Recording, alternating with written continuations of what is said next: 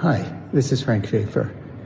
And when I was 15 years old, I ran away from a British boarding school, and my father, the late evangelical theologian Francis Schaeffer, and I took a trip together to put our lives back together after my running away. And he brought me to the Capitoline Museum here in Rome, where I remember him showing me the sculpture of the dying Gaul, a gladiator put in the arena, who is dying with his sword next to him on the ground.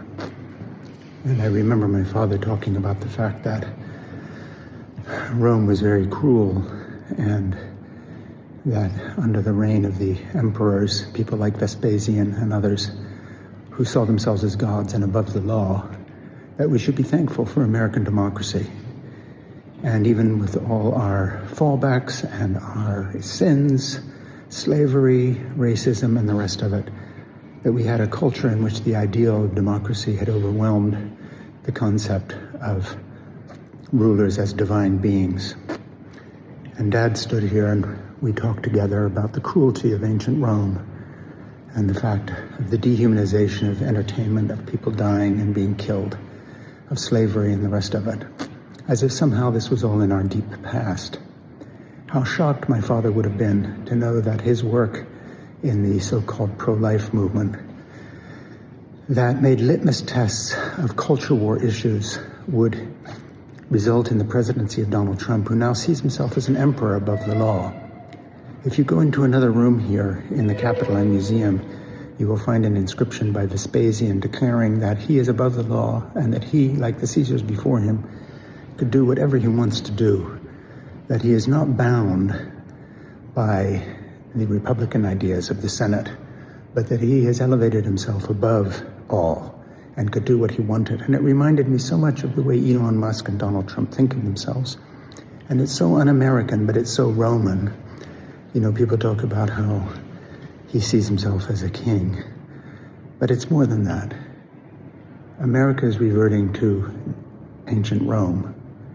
No guarantees, no civil liberties. It's simply the will of one ruler carried out by his followers and his servants now, the tech bros. So interesting to come back here. My father died a long time ago. But how Francis Schaeffer would be shocked at his work in asking people to return to Christian morality winds up with an American emperor and the cruelty of Rome and a worship of an idea of manliness that has to do with this sort of gladiatorial sports, whether it's, you know, kickboxers or cage fighters or the rest of it, the sort of people that Trump admires, whether it's other dictators or would-be emperors in China or Russia, the fact that he's thrown his lot in with Vladimir Putin instead of our democracy, the fact that we've turned our back on Ukraine and we are siding with someone who very much would understand why Vespasian said he was above the law. A theater of cruelty is what our country is becoming.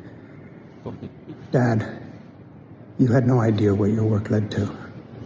I know somewhere, wherever you are now, you're sorry that you and I, back in the 1970s, contributed to the beginning of the evangelical culture wars that has resulted in our theater of cruelty now.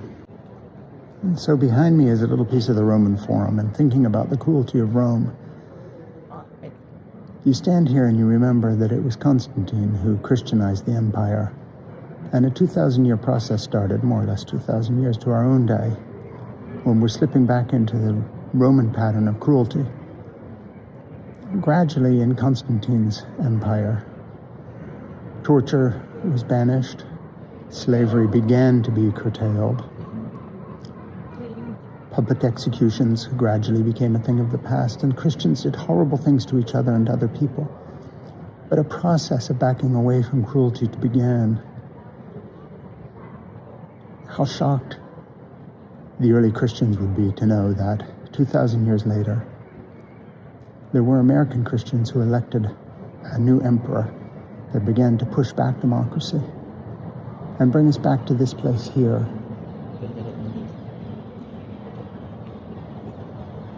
There are people who talked about manhood, people like Andrew Tate and these others. Of course, they wouldn't last a minute here in this cruel world. The pretended manhood of abusive women and all these other things is just for show. But this was the real deal here. And before we throw away the gentler, kinder world of democracy and checks and balances and the rule of law, where we obey the courts, where we don't allow a billionaire to parade around firing federal workers at will, making a show of it. Let's just remember the long historical path that took us to climb out of the abyss of cruelty into a better place, never perfect, but better. And I guess the Forum here in Rome is a place to think about that. Hi, so for 3,000 years, the Roman Forum that is under this paved street used to sit here with all its treasures. And then Mussolini came along in the 20s and 30s and decided he wanted a grand entrance to the Colosseum because he was going to be a new emperor. Sound familiar? And so he paved over thousands of years of ruins, and on each side of this road, bits and pieces of the Forum still exist for people, all these tourists walking here who want to see it. But the fact of the matter is, his grandiose ideas about becoming a new emperor, a kind of a Trump-Musk combination, meant that he thought he could just pave this over. Forget it. I'm going over the ruins, but I am the new Caesar, is what he thought. Sound familiar? Well, ask yourself how it all ended for Mussolini, or, as a matter of fact, what the last thoughts of Hitler were in his bunker in 1945. People who turn themselves into gods, or think they are gods, and demand total obedience and wreak vengeance on their enemies. People who pave over bits and pieces of history, pretending it was never there so that they can have a grand entrance to what they believe is their destiny, are not remembered as leaders, they are remembered as fools. Just throwing that in. So, Dad, thank you for bringing me here when I was 15. And how did our culture war backfire to the point where we have helped America elect a would-be emperor? My name is Frank Schaefer.